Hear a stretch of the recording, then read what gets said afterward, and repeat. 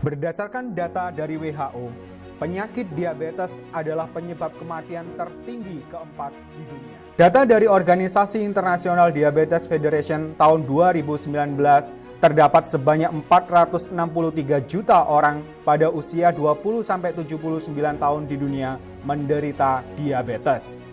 Dan diprediksi terus meningkat hingga mencapai 578 juta di tahun 2030 dan 700 juta di tahun 2045. Dan Indonesia menempati urutan ke-7 tertinggi di dunia. Diabetes sering dinilai dari kadar gula yang tinggi di dalam darah. Dan yang disalahkan adalah kurangnya produksi insulin oleh pankreas. Sehingga organ pankreaslah yang menjadi sasaran untuk dapat bekerja lebih ekstra agar menghasilkan insulin lebih banyak dengan obat-obatan tertentu. Karena dipaksa kerja keras, maka suatu saat dia tidak akan mampu lagi menghasilkan insulin dan akhirnya terpaksa harus suntik insulin. Semestinya kita bertanya, mengapa kadar gula dalam darah tinggi? Mengapa obat yang diminum memacu pankreas untuk menghasilkan insulin? Sebenarnya apa fungsi insulin dalam tubuh dan mengapa penderita diabetes sudah suntik insulin tetapi masih belum bisa dikatakan sembuh? Dan yang paling penting, apa sebenarnya akar masalah semua ini?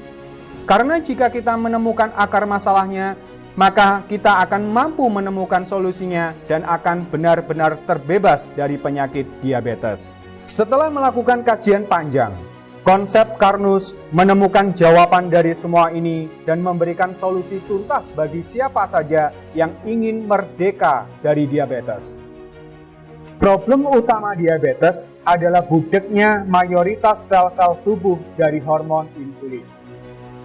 Hormon insulin adalah hormon yang berfungsi mengetuk pintu sel yang menginformasikan sel bahwa di luar sel terdapat gula.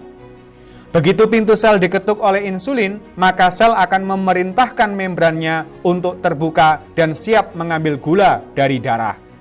Apabila ada zat yang menutup pintu sel, maka insulin gagal mengetuk pintu sel sehingga sel tidak pernah tahu kalau dalam darah terdapat gula yang sudah menumpuk yang mengakibatkan kadar gula dalam darah tinggi dan terjadilah diabetes. Jadi, sudah paham kan fungsi insulin? Dia hanyalah tukang ketuk pintu. Sekarang kita kembali ke problem diabetes. Dari penjelasan tersebut, apabila Anda terkena diabetes, maka segera cari tahulah apa yang menyebabkan budeknya reseptor insulin sel Anda. Dalam kajian konsep Karnus, zat penyebab kebudekan itu berasal dari kegagalan metabolisme lemak dalam darah Anda yang sudah berlangsung selama bertahun-tahun tanpa Anda sadari, yang akhirnya membentuk plak dan menyumbat reseptor insulin sel Anda serta menghambat aliran darah sehingga sel tubuh kelaparan dan terjadilah diabetes yang biasanya disertai dengan hipertensi. Jadi, sesungguhnya orang diabetes adalah orang yang kaya raya, tapi sayang sekali ternyata hartanya terpendam dalam darah. Harta tersebut adalah zat-zat makanan yang dibawa oleh darah seperti glukosa, lemak, kolesterol, dan lain-lain. Namun sayang harta tersebut tidak sampai diterima oleh sel sehingga menumpuk dalam darah. Maka langkah utama dan pertama yang wajib dilakukan adalah segera perbaiki metabolisme tubuh Anda.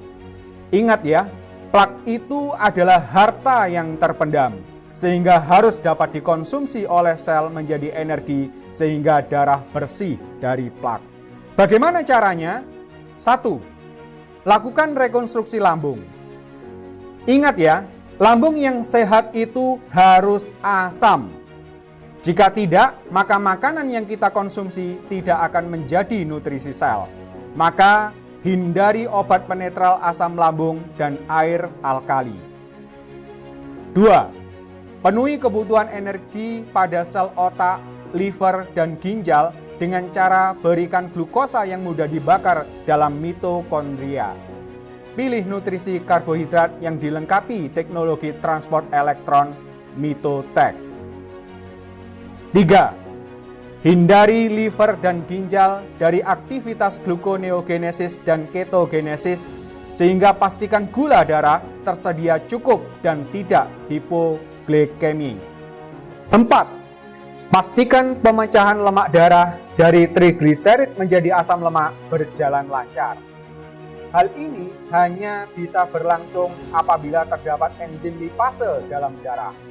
Berikan karbohidrat yang dilengkapi teknologi transport elektron sebesar 30% dari jumlah kalori yang dibutuhkan tubuh. Sisa kalori diambil dari lauk pauk tinggi protein. 6. Lindungi nutrisi yang diangkut oleh darah dari oksidasi parsial. 7. Switch penggunaan bahan bakar sel yang awalnya bersumber dari glukosa menjadi asam lemak dengan cara melakukan aktivitas fisik secara rutin. 8. Pantau kadar gula darah dan lakukan pengecekan darah secara berkala. Apabila terjadi penurunan gula darah, maka segera kurangi obat-obatan secara berkala sampai sembuh. Dari 8 poin di atas, Anda dapat menerapkannya dengan 5 langkah mudah. 1. Minum AG sereal 2 kali sehari, sebelum sarapan dan makan malam. AG sereal diformulasikan khusus untuk merekonstruksi lambung Anda. 2. Ganti karbohidrat dengan beras karnus 1 saset per hari. Beras karnus adalah karbohidrat canggih yang dilengkapi dengan mitotek. 3. Konsumsi makanan kaya protein dan serat, serta hindari makanan tinggi lemak. 4. Minum alga tea 2 kali sehari setelah makan.